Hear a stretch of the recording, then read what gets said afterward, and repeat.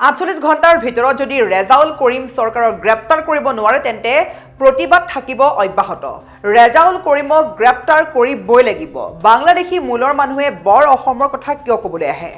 ৰেজাউল কৰিম চৰকাৰে যি বিতৰ্কিত মন্তব্য কৰিছিলে সেই মন্তব্যৰ পিছতেই সমগ্ৰ অসম এতিয়া জ্বলি উঠিছে। সকলোৱে কৈছে যে শিৱসাগৰ আহি ক্ষমা বিচাৰিব লাগিব ৰেজাউল কৰিমে। এই মুহূৰ্তত আমি দৰ্শকসকলক ক'ব বিচাৰিছোঁ, ৰেজাউল কৰিমে কৰা মন্তব্যক লৈ ৰাজ্যৰ বিভিন্ন প্ৰান্তে প্ৰান্তে কেৱল শিৱসাগৰ তিনিচুকীয়াই নহয়, ৰাজ্যৰ বিভিন্ন প্ৰান্তে প্ৰান্তে চলিছে প্ৰতিবাদ যে গ্ৰেপ্তাৰ কৰিব লাগে ৰেজাউল কৰিম চৰকাৰক। ৰেজাউল কৰিম চৰকাৰে যি মন্তব্য কৰিছিলে যে শিৱসাগৰ আৰু তিনিচুকীয়াক ধুবুৰী বনাম বুলি কোৱাৰ মাত্ৰকে এতিয়া সকলো উত্তেজিত হৈ উঠিছে এই ধৰণৰ মন্তব্য কৰাৰ বাবে। আৰু ৪৮ ঘণ্টা সময়সীমা বান্ধি দিছে। যদি ৪৮ ঘণ্টাৰ ভিতৰত গ্ৰেপ্তাৰ কৰিব নোৱাৰে তেন্তে ৰেজাউল কৰিম চৰকাৰক ঘটনাক লৈ বিজেপি চৰকাৰৰ বিপদ হ'ব পাৰে। বিভিন্ন ধৰণৰ মন্তব্য কৰিছে। আমি সবিশেষ খবৰ লৈ আহিছোঁ। ৪৮ ঘণ্টাৰ ভিতৰত গ্ৰেপ্তাৰ কৰক ৰেজাউল কৰিম চৰকাৰক। ৰেজাউল কৰিম চৰকাৰক ৪৮ ঘণ্টাৰ ভিতৰত কৰিব লাগিব গ্ৰেপ্তাৰ নকৰা পৰ্যন্ত অব্যাহত থাকিব প্ৰতিবাদ। বাংলাদেশী মূলৰ মানুহে বৰ অসমৰ কথা কিয় ক'ব? শিৱসাগৰ আহি ক্ষমা খুজিব লাগিব ৰেজাউল কৰিম চৰকাৰে। ইতিমধ্যে সমগ্ৰ ৰাজ্যতে মাথো এটা বিষয় উত্থাপিত হৈ আছে যে ৰেজাউল কৰিম চৰকাৰৰ বিতৰ্কিত মন্তব্য। ৰেজাউল কৰিম চৰকাৰে কংগ্ৰেছত যোগদান কৰি এটা ভয়ানক মন্তব্য কৰিছিলে, বিস্ফোৰক মন্তব্য কৰিছিলে যে এইবাৰ শিৱসাগৰ আৰু তিনিচুকীয়াক ধুবুৰী বনাম আৰু ধুবুৰীক শিৱসাগৰ তিনিচুকীয়া বনাম। অৰ্থাৎ শিৱসাগৰ আৰু তিনিচুকীয়া সম্পূৰ্ণৰূপে মিয়া ৰাজ্য কৰাৰ দৰে এক বিশেষ হুংকাৰ দিছিলে ৰেজাউল কৰিম চৰকাৰে।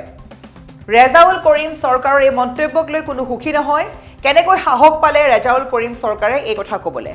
অৱশেষত এতিয়া ৪৮ ঘণ্টাৰ ভিতৰত গ্ৰেপ্তাৰ কৰিবলৈ দাবী উত্থাপন কৰা হৈছে ৰেজাউল কৰিম চৰকাৰক। বাংলাদেশী মূলৰ মানুহে বৰ অসমৰ কথা কিয় ক'ব? শিৱসাগৰলৈ আহি ৰেজাউল কৰিমে ক্ষমা খুজিব লাগিব, অন্যথা প্ৰতিবাদ হ'ব অতিকৈ ভয়ংকৰ। কিয় এতিয়ালৈকে গ্ৰেপ্তাৰ কৰা নাই ৰেজাউল কৰিম চৰকাৰক? ৰেজাউল কৰিমৰ বিৰুদ্ধে পুনৰ হুংকাৰ দিছে আন দল সংগঠনৰ লগতে বীৰ লাচিত সেনাৰ নেতা শৃংখল চলিহাই মন্তব্য কৰিছে যে ৪৮ ঘণ্টাৰ ভিতৰত গ্ৰেপ্তাৰ কৰিব লাগিব ৰেজাউল কৰিম চৰকাৰক। যদি গ্ৰেপ্তাৰ নকৰে তেন্তে অতিকৈ ভয়ানক প্ৰতিবাদ হ'বলৈ গৈ আছে।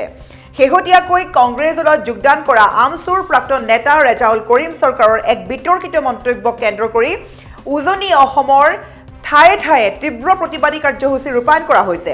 শিৱসাগৰ, ডিব্ৰুগড়, তিনিচুকীয়াকে ধৰি ধুবুৰী সদৃশ কৰাৰ পৰিকল্পনা ৰাজহুৱাভাৱে ব্যক্ত কৰাৰ পিছতেই ক্ষোভত ফাটি পৰিছে উজনিৰ বিভিন্ন জাতীয় সংগঠন।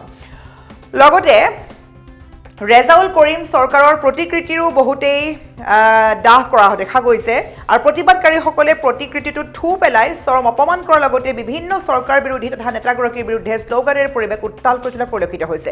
ৰেজাউল কৰিম চৰকাৰে কংগ্ৰেছত যোগদান কৰিয়ে উজনি অসমৰ জনগাঁথনি সলনি কৰাৰ ইংগিত দিয়া বুলি জাতীয় সংগঠনসমূহে অভিযোগ উত্থাপিত কৰিছে। আৰু ৰেজাউল কৰিমৰ এনে সাম্প্ৰদায়িক তথা উচতনিমূলক মন্তব্যই উজনিৰ শান্তি সম্প্ৰীতি বিঘ্নিত কৰিব বুলিও সংগঠনবিলাকে সকীয়াই দিছে। আৰু লগতে ক'ব লাগিব যেতিয়া ৪৮ ঘণ্টা সময়সীমা বান্ধি দিয়া হৈছে, ৪৮ ঘণ্টাৰ ভিতৰত যেনেকৈ হ'লেও গ্ৰেপ্তাৰ হ'বই লাগিব ৰেজাউল কৰিম চৰকাৰ। এতিয়া এক প্ৰকাৰ ক'ব পাৰি যে কংগ্ৰেছৰ বিপদ আহিছে নেকি? কংগ্ৰেছত যোগদান কৰাটো কাল হ'ল নেকি কংগ্ৰেছৰ বাবে?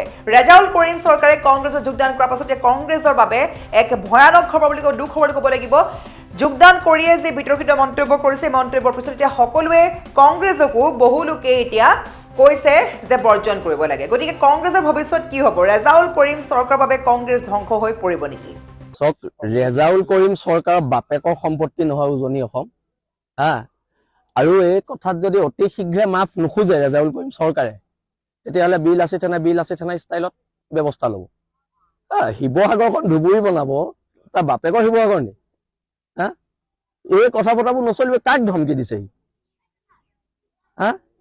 এইফালে আমাৰ মানে খিলঞ্জীয়া মানুহবিলাক এনেই জীয়াই আছো আমি, ৰেজাউল কৰিম চৰকাৰ ধমকি খাবলৈ জীয়াই আছো।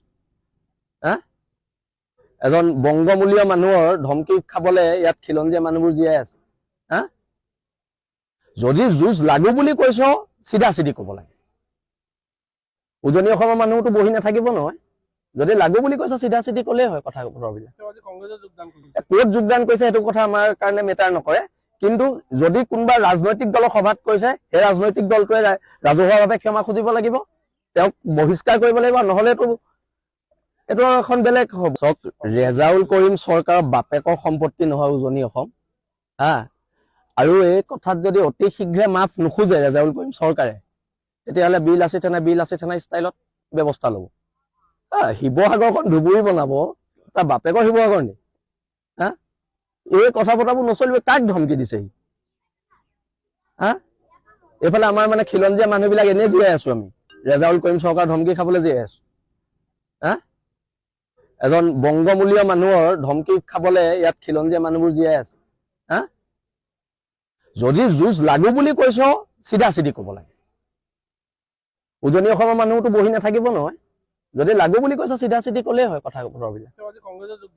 ক'ত যোগদান কৰিছে সেইটো কথা আমাৰ কাৰণে মেটাৰ নকৰে, কিন্তু যদি কোনোবা ৰাজনৈতিক দলৰ সভাত কৈছে সেই ৰাজনৈতিক দলটোৱে ৰাজহুৱাভাৱে ক্ষমা খুজিব লাগিব, তেওঁক বহিষ্কাৰ কৰিব লাগিব, নহ'লে এইটো এখন বেলেগ হ'ব।